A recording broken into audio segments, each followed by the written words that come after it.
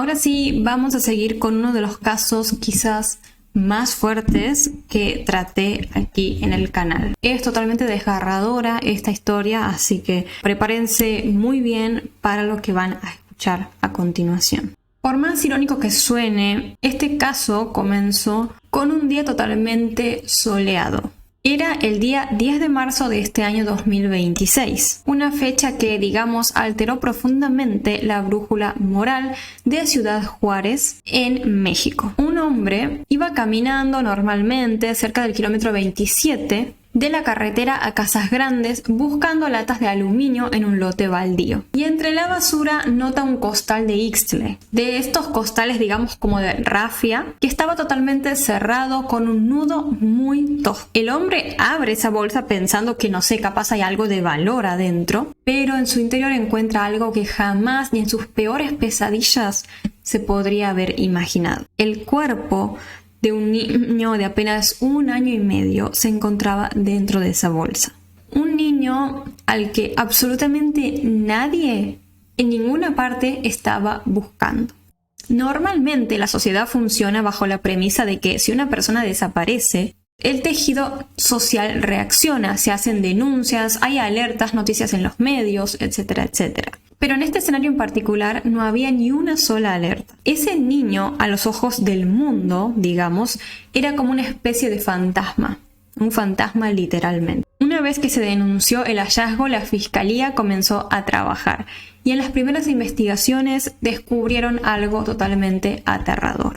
La fiscalía rastreó varias cámaras de seguridad de la ciudad y reconstruyó todo un viaje que hizo la persona que abandonó la bolsa, es decir, el cuerpo del niño en ese terreno baldío. Se trató de un viaje de 34 kilómetros que se hicieron para abandonar el cuerpo en esa zona. Entonces, haciendo todo el recorrido, pudieron llegar hasta el punto original, es decir, donde comenzó el mismo, desde donde salió el cuerpo de ese niño. Ese punto era nada más y nada menos que la casa de Vianney Esmeralda, de tan solo 23 años de edad, que estaba ubicada en la colonia fronteriza. ¿Y quién era esta mujer? Bueno, como ya se lo estarán imaginando, era la madre del niño hallado sin vida. Se supo que esta mujer, para abandonar esa bolsa con el cuerpo de su hijo, se subió primero a un camión en la ruta 2, después se bajó en el centro de la ciudad, de ahí toma un bus hasta el aeropuerto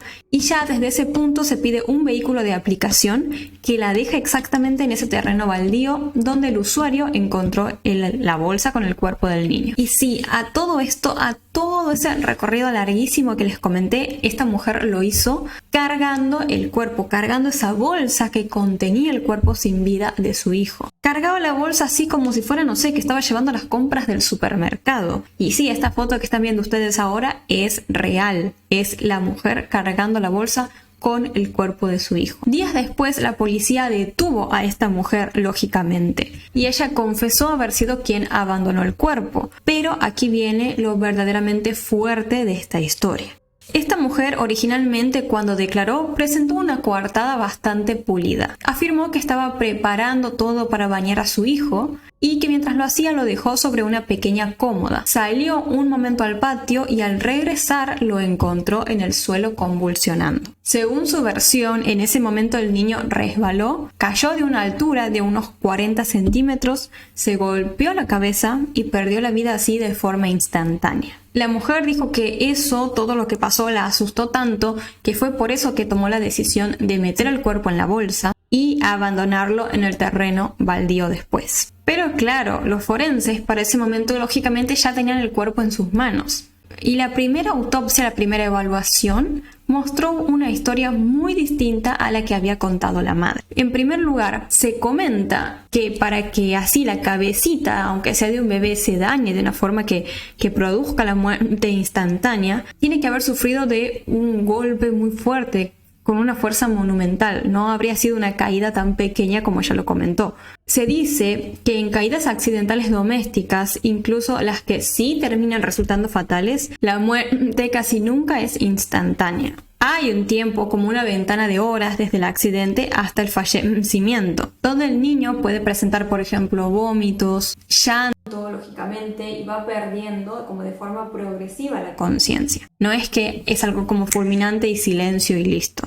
¿Qué significa esto? Que para que el niño, Eitan, haya perdido la vida al instante en ese baño, tuvo que haber recibido un impacto contundente y masivo, como por ejemplo un golpe con un objeto grande y pesado. Yo sé que es horrible describir esto, pero es importante para entender la historia. Pero había otra hipótesis forense sobre cómo podría haber perdido la vida el niño. Si tomamos el hecho de que quizás lo que decía la madre era verdad, en el sentido de que Eitan podría haber empezado a convulsionar y así, por ahí, aún vivo, la madre lo podría haber colocado dentro de la bolsa y haberla atado, con el niño vivo dentro todavía. Entonces ahí la causa de muerte podría haber sido asfixia. Finalmente entonces, ante estas hipótesis se hizo la autopsia, la cual develó un mapa de terror que llevaba meses trazándose. En primer lugar, Eitan no pesaba lo que un niño de año y medio debería pesar. Más o menos la normalidad está entre 10 y 11 kilos. Pero la báscula de la morgue marcó que Eitan pesaba apenas 5 kilos, o sea, la mitad.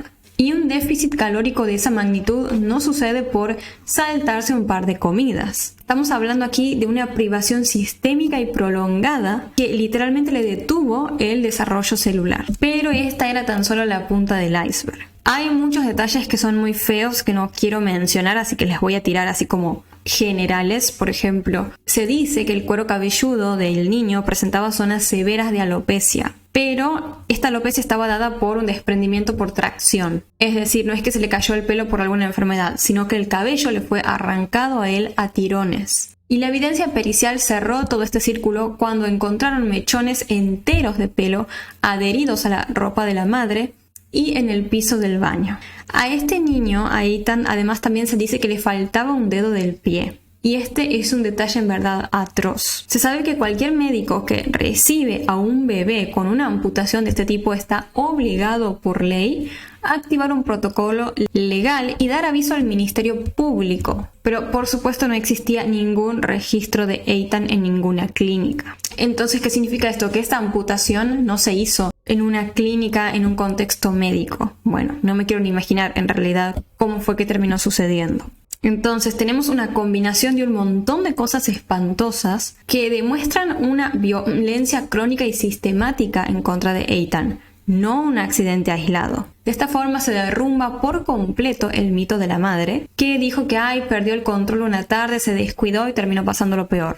Esta era una tortura que Eitan venía sufriendo a lo largo de meses, posiblemente toda su vida. Y lo peor es que toda esta tortura no sucedía en un lugar aislado y perdido, no, nada que ver. Estaba pasando donde uno menos se lo podría imaginar. Eitan vivía junto con su familia en una casa en la calle Durazno. Allí vivían 5 adultos, la madre, el padre, la abuela y un tío. 5 personas que veían seguramente y eran cómplices de las torturas que se daban en ese lugar. Además de los adultos y Eitan, había otro niño ahí, quien tenía 2 años y 7 meses y era el hermano mayor de Eitan. Pero él recibía un trato muy diferente. Por ejemplo, se dice que al hermano mayor lo exhibían, lo presumían en redes sociales, en TikTok, en Facebook, mientras que a Eitan lo mantenían así oculto, amarrado al baño y siendo sometido a todas estas diversas torturas. La madre de Eitan en una de sus declaraciones explicó el origen de este rechazo que ella sentía por su hijo. Ella declaró sin ningún remordimiento prácticamente que nunca quiso a Eitan. Decía que ella deseaba una niña y que incluso intentó interrumpir el embarazo a golpes. Además comentó que debido al consumo de sustancias que ella llevó a cabo durante la gestación, el niño había nacido con necesidades especiales. Por otra parte, el padre de Eitan, llamado Brian, también tenía un perfil de adicción. Y es por todo esto que ambos padres empezaron a ver en Eitan una especie de carga insoportable. Y por si esto no fuera poco, después la autopsia llegó como a instancias aún más oscuras. Ya que les estoy hablando del padre, por eso lo menciono, se comentó, no quiero ni mencionar esto, pero se comenta que el niño presentaba lesiones antiguas de haber sido abú, pero abú con acceso canal. Bueno, Ustedes ya saben, ¿no?, qué tipo de espantosidades. No se sabe si era el padre quien le hacía esto o no, pero fue lo que determinó la autopsia.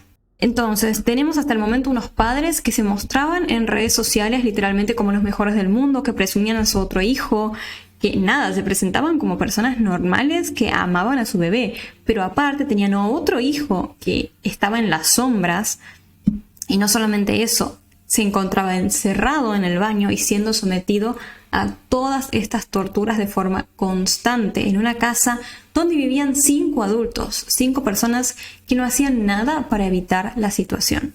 Obviamente que Ethan ni siquiera estaba registrado, no tenía acta de nacimiento. Entonces, por más espantoso que suene, para procesar el crimen, el Estado tuvo que emitir primero un acta de nacimiento post-mortem, es decir, registrarlo ya como muerto, o sea, horrible. Y acto seguido hicieron el acta de defunción. Bueno, lógicamente, después de todas las declaraciones y demás, la madre de Ethan quedó totalmente detenida, pero también en su momento quedaron detenidos la abuela del niño, la bisabuela y el tío, quienes fueron después igual liberados porque se dice que habían terminado siendo como testigos colaboradores. El padre de Ethan, por otro lado, sí quedó detenido, pero por el cargo de omisión de cuidado, ya que, como les decía, no se llegó a determinar que él haya sido él mismo el que participó en las torturas o no. Bueno, si analizamos todo el panorama general, como les decía, es un espanto todo por donde se lo mire. Es aterrador pensar todas estas cosas, como que, como les decía, había 5 adultos en la casa, 5 adultos que no hacían nada para cambiar esa situación, para evitarla, que eran cómplices totalmente, porque, o sea, vivían ahí. Es imposible que no hayan sabido lo que pasaba. Imposible. O sea, esa no te la creo ni en 1000 años. Aparte, vemos esto, ¿no? Como este perfil de personas que se presentaban normales en las redes sociales y ocultaban esa verdad que es... No, o sea, no hay palabra que lo describa, porque por más que diga aterrador, espantoso, inhumano, queda corto. Es asqueroso, es totalmente repulsivo, es totalmente increíble lo que sucedió en este caso. Y se merecen pagar las personas que participaron en esto con todo el peso de la ley. Para mí también deberían pagar todos los adultos que vivían ahí, por mí que se pudran en la cárcel los 5. Sé que la justicia no funciona así, pero bueno, es mi deseo, me gustaría verlos pudriéndose, y cuando digo pudriéndose, digo pudriéndose, porque es la única justicia que, bueno, toda justicia queda corta, pero como lo mejorcito que podría pasar para hacer justicia por Ethan es que estas 5 personas se pudran lentamente en la cárcel. Es lo único que se puede decir, porque lo que sucedió aquí fue una total aberración. Así que bueno, vamos a esperar a ver si cambia algo, si se avanza en algo con este caso, y lógicamente exigir justicia total para Ethan. Bueno, vamos a seguir con una parte más de esta serie que estamos haciendo sobre el caso de Loan Peña, donde repasamos todo lo que pasó en el caso desde el principio hasta el día de la fecha. Vamos a continuar. Si les interesa ver toda la serie, para no perderse y así, hay una lista de reproducción con todos los episodios que se llama Loan la serie, ya que ahora vamos a retomar directamente desde donde nos quedamos en la parte anterior y nos vamos a ubicar a mediados de octubre ahora del 2024. En el capítulo anterior hicimos los primeros días de octubre, ahora estamos en la mitad de ese mes. Y durante estos días el protagonista del caso fue un elemento que faltó desde el día 1. Y les estoy hablando del Documento Nacional de Identidad de Loan, es decir, su DNI. Como les decía, el documento estaba como medio desaparecido, no se había hablado nada de él y de golpe apareció como por arte de magia. Y el contexto de la aparición es lo que encendió varias alarmas en ese momento. El reclamo para que la justicia buscara este DNI originalmente fue impulsado por Marcelo Hanson. ¿Y quién es este sujeto? Bueno, es el abogado defensor de Daniel Ramírez y de Mónica Millapi, que fueron, recordemos, de los primeros en ser detenidos por la desaparición de Loan. Y estaban, bueno, lógicamente en el almuerzo familiar. Según los expedientes, cuando la defensa, esta de Millapi, le pregunta al juzgado dónde estaba el documento de Loan, el juzgado revisa sus constancias y nota que el DNI simplemente jamás había sido secuestrado. ¿Nunca lo pidieron? No, nunca lo habían pedido, al menos hasta ese momento. Es por eso que finalmente se ordena buscarlo y bueno, adivinen dónde lo encuentran. Obviamente lo hallaron en la propia casa de los padres de Loan, de María Noguera y de José Peña. La pregunta aquí es cómo es posible que a una fiscalía se le pase por alto asegurar el DNI de Loan, que estaba desaparecido para ese momento ya hacía más de 120 días. O sea, ¿estamos hablando de una negligencia burocrática monumental o hay algo mucho más oscuro ahí? ¿Y por qué es importante el DNI? Porque, bueno, para comprenderlo hay que entender primero el mecanismo de cómo opera la trata de personas. Les voy a poner un ejemplo para que se pueda comprender. De hecho, es un ejemplo que el propio abogado Hanson dio. Hubo un caso, se dice, ahí mismo dentro de Corrientes, donde un adolescente terminó siendo víctima de trata de personas. Y la prueba irrefutable contra el comprador, básicamente lo que lo condenó, fue el hecho de que él tenía en su poder el DNI de este menor. Y es lógico igual de pensar, porque el DNI no es simplemente un pedazo de cartón, ¿no? Lógicamente. Es la llave maestra indispensable para cruzar fronteras en el Mercosur, por ejemplo. O inscribir a un niño en otro sistema. Básicamente es un elemento vital. Que la justicia, como les decía, no haya querido saber nada sobre ese DNI, no lo haya buscado desde un principio y demás, es algo que llama mucho la atención. Lógicamente, como les decía, el documento se encontraba en la casa de los padres de Loan. Y hablando de Roma, hablando de ellos, de los familiares, hubo en esos días también un giro en los testimonios que nos obliga nuevamente a mirar precisamente hacia adentro, hacia esa dinámica familiar. Tenemos que volver a concentrarnos en una figura que estuvo en ese almuerzo fatal y que ha cambiado la supuesta historia oficial múltiples veces. Y sí, lógicamente les estoy hablando de Laudelina Peña, la tía de Loan. Ella en esos días tenía programada una declaración ampliada ante la justicia. Su propia abogada, Mónica Chiribín, había salido en los medios a prometer que esa declaración marcaría una especie de antes y después en todo el caso, básicamente insinuando de que por fin Laudelina revelaría toda la verdad. Pero de repente esa declaración se cancela de forma abrupta. Y no solo se cancela, todo esto se hace mediante un recurso bastante dramático. Laudelina redacta una carta de puño y letra dirigida a la jueza Cristina Poser Penso. ¿Y qué decía esa carta? Bueno, en los documentos se comenta que sus palabras son de una crudeza extrema. Cito textual: "Ya no quiero vivir este calvario y prometo por la vida de Loan y mis hijos que gritaré mi inocencia hasta el último segundo". En esa misma carta, Laudelina afirma que tanto su vida como la de su hijo corren un peligro inminente y por eso se niega a declarar. Y el Estado claramente se tomó esa amenaza que decía Laudelina como algo muy creíble. ¿Por qué? Porque después de que pasó todo esto de la carta y demás, autorizaron su traslado, el traslado, digamos, de Laudelina inmediato desde el penal donde estaba, que era el de Ezeiza en Buenos Aires, hacia el complejo penitenciario federal número 6, ubicado en Luján de Cuyo, Mendoza.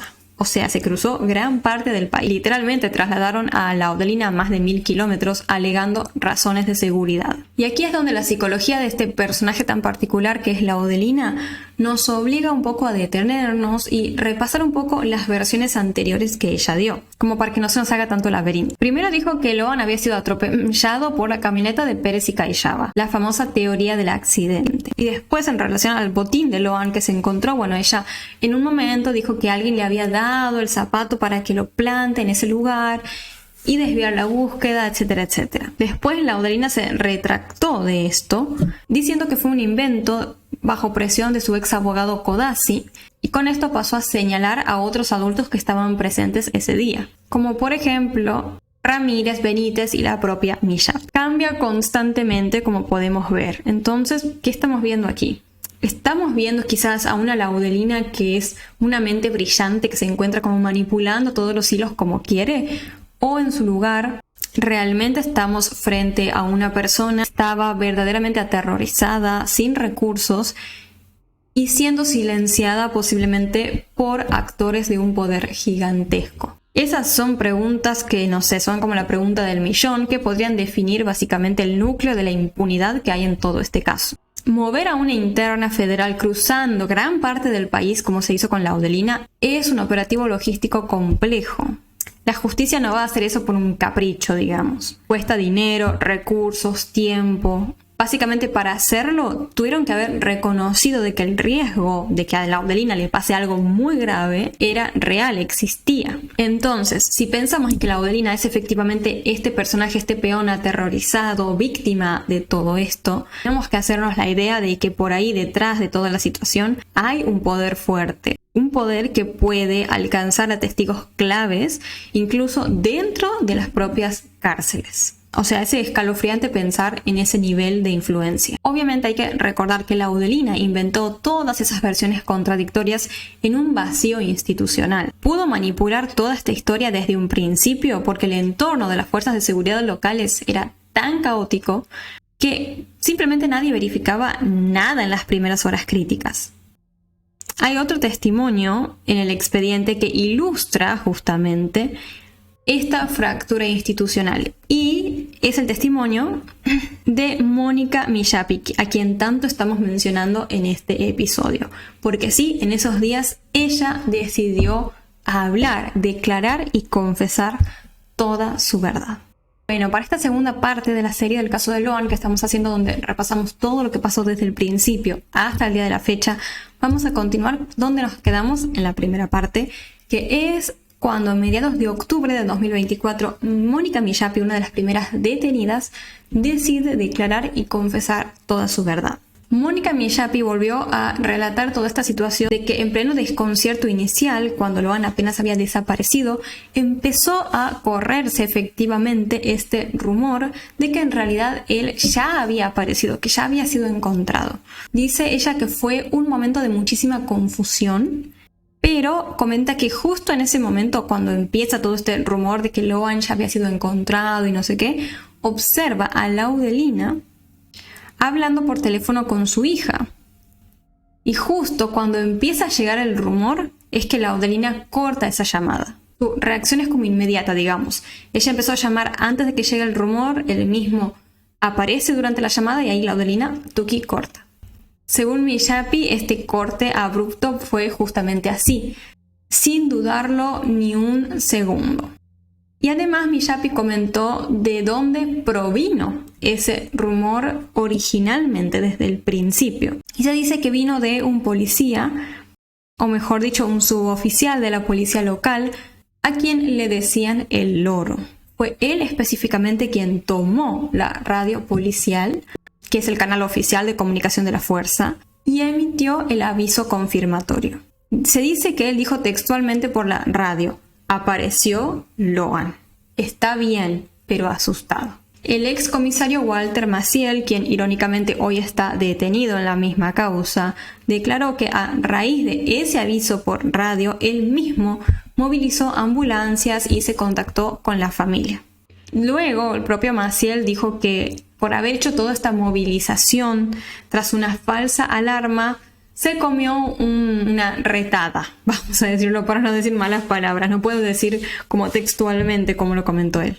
¿Qué hace que una falsa alarma de este tipo en las primeras horas de búsqueda de un niño sea tan grave? Bueno, obviamente destruye la ventana de supervivencia. Sabemos que en los protocolos internacionales de búsqueda de menores las primeras 24 horas son sagradas. Y el hecho de haber tonteado todo este tiempo diciendo que Loan apareció, que esto, que aquello, que no sé qué, básicamente con eso lo que hicieron fue darle tiempo de sobra encima a cualquier individuo que lo haya sustraído para poder hacer lo que quería con él, sacarlo del país, llevarlo a otra provincia, etcétera, etcétera. Las secuelas de todo este error fueron muy claras.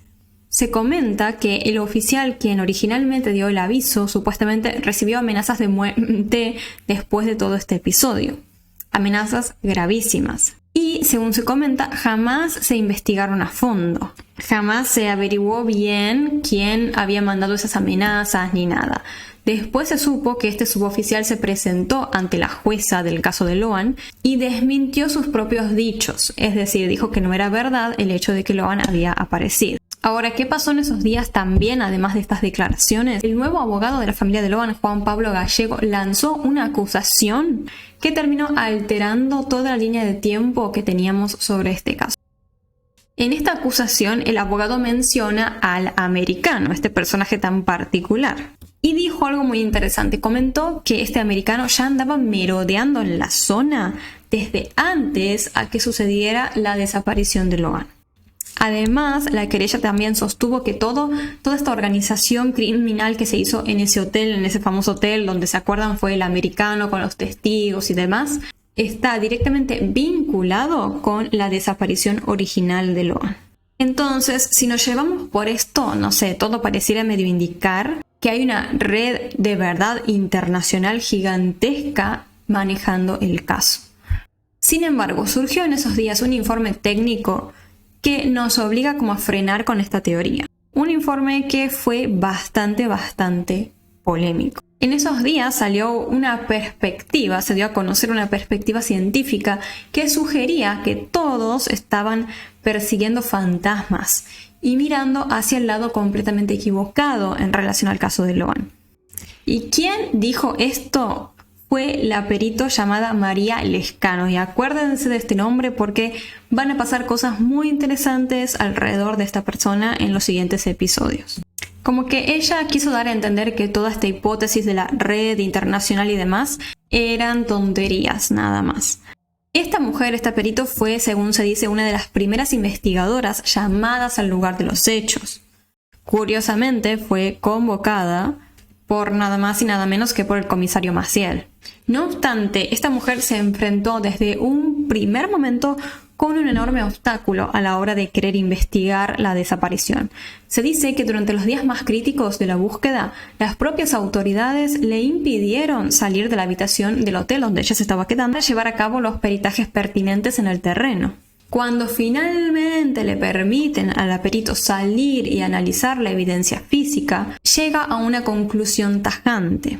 Dijo que a pesar de los viajes que se habían registrado de los detenidos a otra provincia, la llegada del americano, etcétera, etcétera, como que Loan jamás había salido de ese lugar, es decir, del Naranjal y los terrenos cercanos. Y ustedes quizás estén pensando, ¿cómo va a decir que nunca salió del Naranjal, Loan? O sea, ¿cómo puede ser? Esta perito se mostró como muy segura con ese tema. De hecho, como les comenté, describió a las hipótesis que se manejaban hasta ese momento de trata y de secuestro como totalmente descabelladas. Ella dice que el terreno, el lugar estaba limpio, entre comillas. Entonces, si ella piensa que Loan no fue secuestrado, ¿cuál es su teoría? ¿Cómo justifica el hecho de pensar que el niño jamás salió de la zona? Ella comenta esto de que sucedió un accidente local ahí mismo en el campo, no necesariamente en el Naranjal en sí, como que ella dice que quizás Loan ni siquiera llegó al Naranjal. El accidente pudo haberse llevado a cabo antes porque no encontró evidencia física que indique, que especifique que el niño estuvo ahí. Entonces ella dice eso, que el niño sufrió de un accidente por el área, eso es todo. Esa, se dice, es una de sus hipótesis. Tiene otra, según comentó, pero se negó rotundamente a revelarla de forma pública. Según declaró en los medios, dijo que prefiere callar esa teoría por respeto a la familia y para no ser precipitada. Ahora me pongo a pensar yo, ¿qué tipo de teoría puede ser tan oscuramente delicada o tan devastadoramente íntima para que una experta forense viendo todo prefiera guardársela en silencio? O sea, teniendo en cuenta que ya se hablaron de demasiadas cosas alrededor de este caso. Me gustaría que me comenten ustedes cuál creen que pudo haber sido esa segunda teoría y sobre todo, ¿le creen a esta perito o creen que es una cómplice más? Es muy sospechoso que justo Maciel la haya llamado y venga a decir que fue un accidente. Y bueno, como les decía, van a seguir pasando cosas bastante extrañas e interesantes alrededor de esta perito que vamos a estar viendo en los siguientes episodios. Así que acuérdense de ese nombre y vamos a pasar a la última parte del episodio de hoy.